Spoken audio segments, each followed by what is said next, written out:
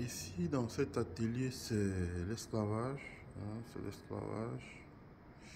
C'est l'esclavage. Donc, vous avez, pour appeler un peu, disons qu'on vous remémore ici ce qui a freiné les Noirs.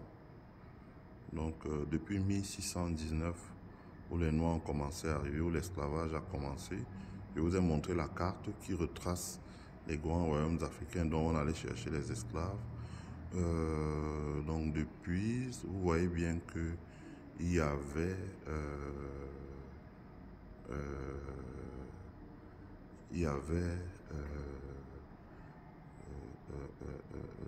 le Jim Crow Law. Donc il y a d'abord eu l'esclavage qui a commencé en 1615 jusqu'en 1865, donc a été aboli en 1865. Et puis en partir de 1865, il y a eu les Jim Crow Law, les lois de Jim Crow, donc les lois ségrégationnistes, qui empêchaient par exemple les Noirs, qui établissaient la discrimination entre les Noirs et les Blancs, et les civil rights, donc la lutte pour les droits civiques. Donc vous voyez bien, ça vous retrace à peu près l'histoire des Africains américains sur le continent américain. Donc comme ils vous décrivent, l'une des raisons qui a conduit les Noirs dans la pauvreté, c'est que beaucoup de Noirs ont été discriminés par le fait qu'ils ont travaillé sans jamais recevoir de salaire. Voilà, ici vous avez, voilà,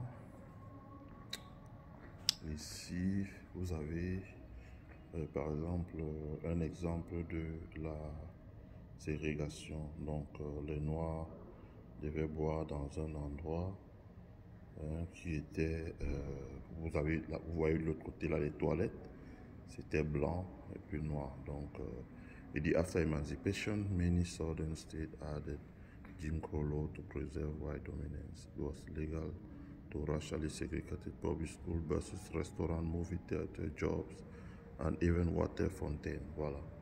Donc les Jim Crow laws qui établissaient, qui ont, après l'esclavage, maintenu la ségrégation.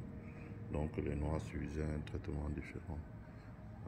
The history of capture shared from the history of capture, African and their descendants share many attributes with the experience of European Jews and victims of other mass atrocities. Donc voilà tout ce que nos frères ont subi.